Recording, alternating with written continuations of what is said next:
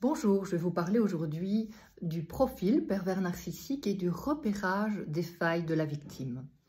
C'est important de comprendre pour la victime cette attitude de repérage qu'adopte le pervers narcissique pour séduire et installer l'emprise.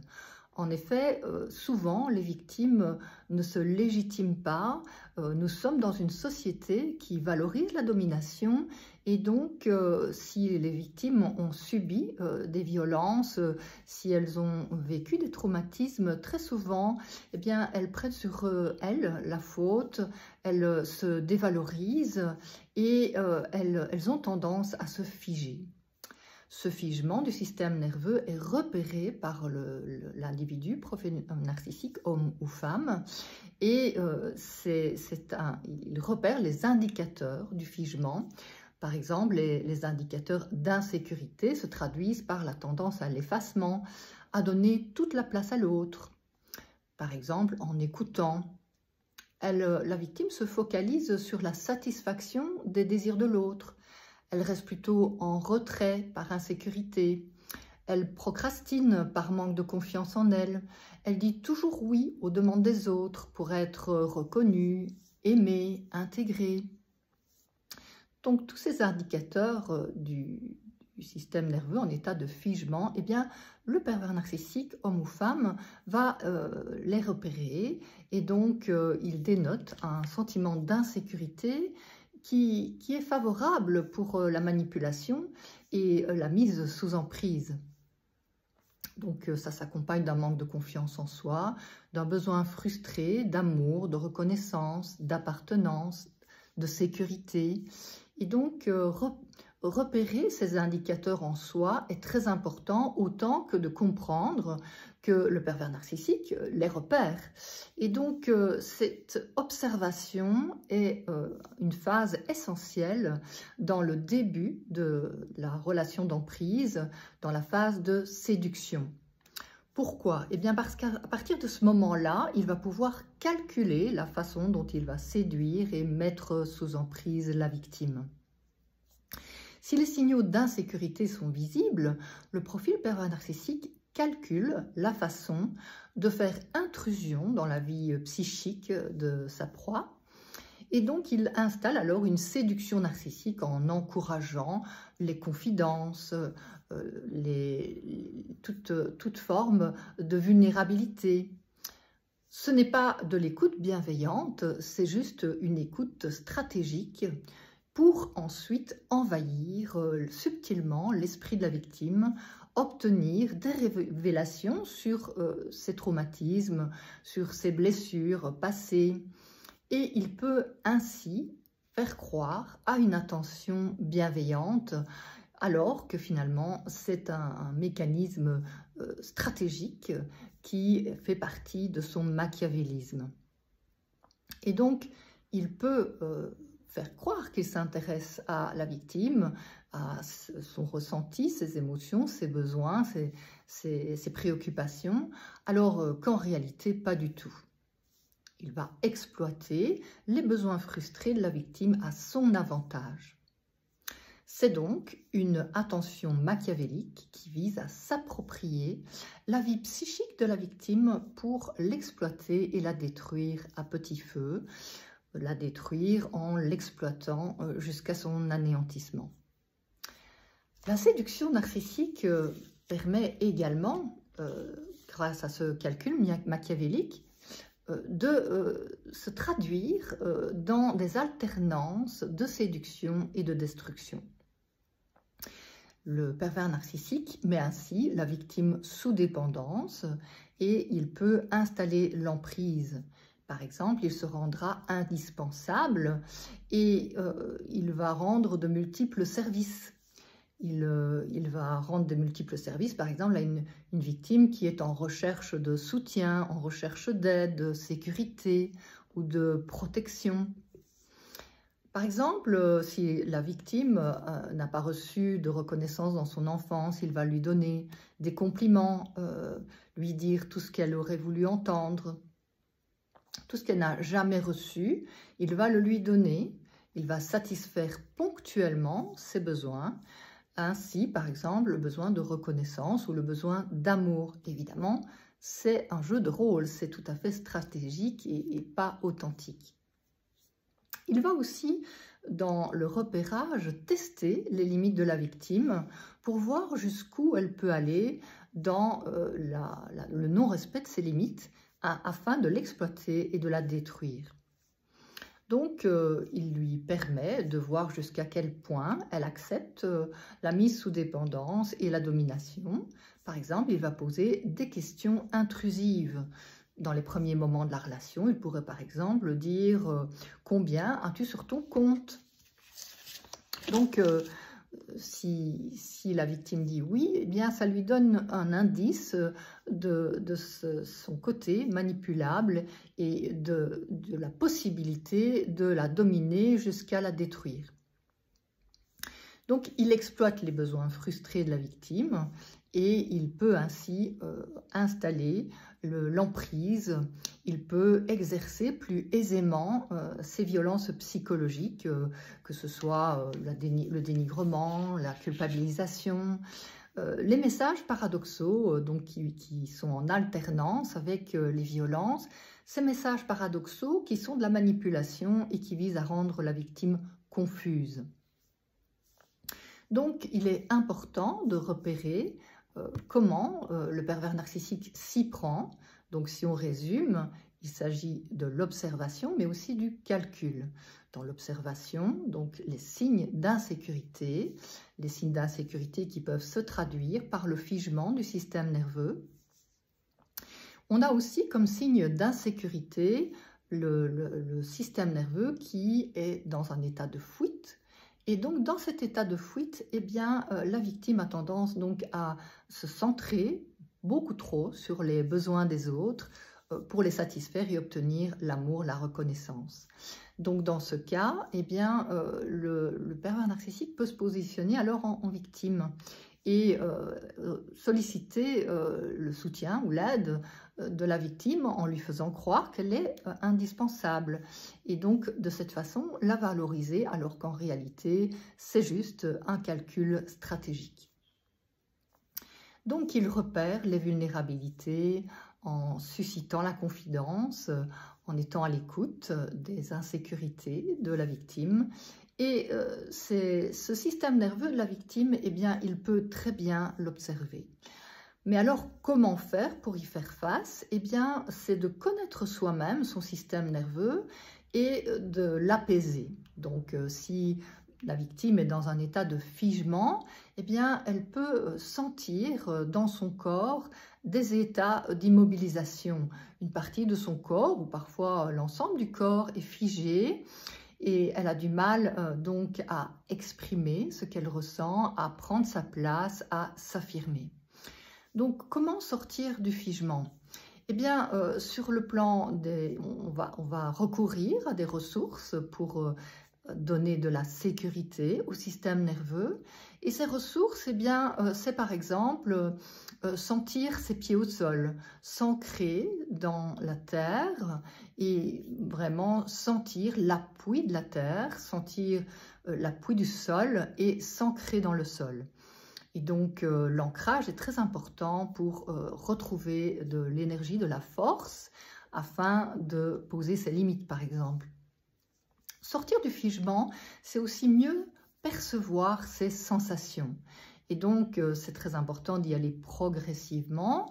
Et Peter Levine propose comme exercice de sentir les parties du corps l'une après l'autre, en nommant la partie du corps que l'on touche, que l'on presse plusieurs fois, et donc en pressant légèrement ou en tapotant légèrement, eh bien, on peut ensuite sentir la sensation dans le corps. On peut également utiliser plutôt des ressources psychologiques et donc faire la liste des souvenirs qui ont suscité de l'apaisement. Par exemple, une balade sur la plage en été, au soleil. Et donc, c'est une ressource qui procure dans le corps une sensation d'apaisement. Et la théorie polyvagale nous dit aujourd'hui que le changement passe par la sensation agréable.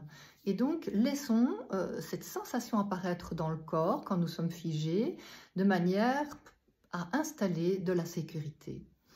Donc, on a aussi des ressources émotionnelles, par exemple tout ce qui nous procure de la joie.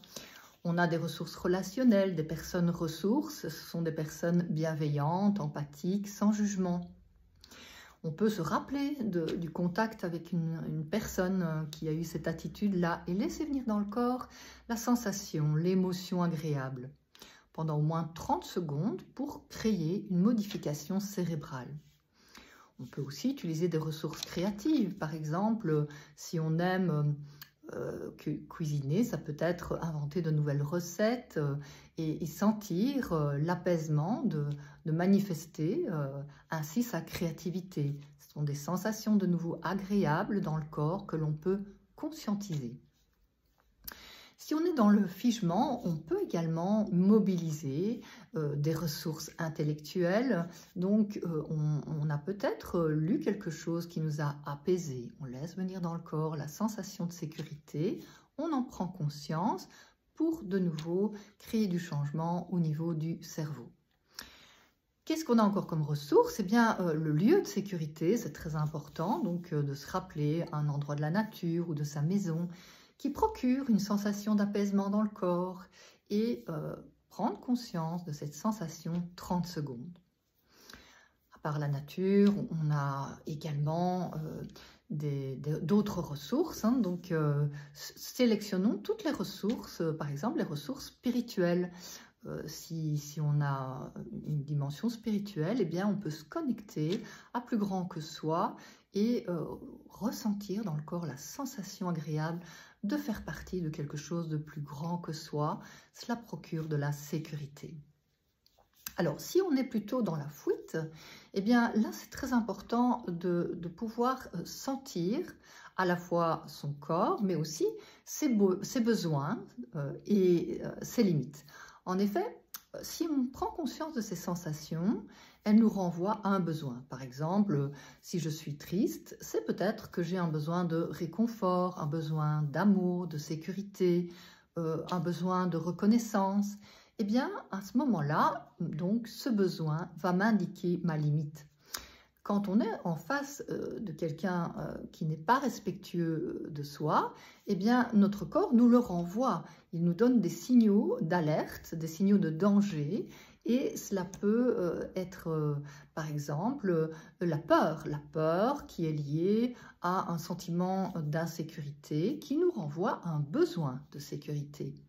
Ou bien, ça peut être la colère qui est liée au fait qu'on a transgressé nos limites, avec une question intrusive, par exemple. Et donc, repérer la colère dans le corps, nous interroger sur le besoin frustré, par exemple le besoin de respect, et ainsi pouvoir poser ses limites est très important. Comment poser ses limites? Eh bien, c'est important de dire que quelque chose ne nous convient pas, que nous avons notre limite. Nous pouvons dire, c'est notre limite.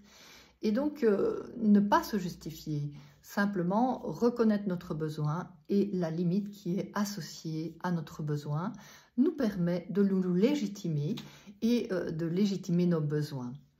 De cette manière aussi, on échappe à ce calcul machiavélique, on évite d'entrer dans la relation d'emprise et dans la séduction du profil pervers narcissique. Donc, que ce soit par sa posture de victimisation ou par son rôle de sauveur. Si on est plutôt dans le figement, ce sera surtout le rôle de sauveur que le pervers narcissique va adopter.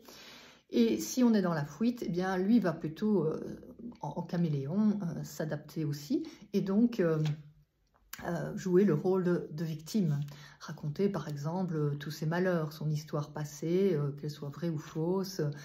Bien sûr, il utilise le mensonge aussi pour séduire.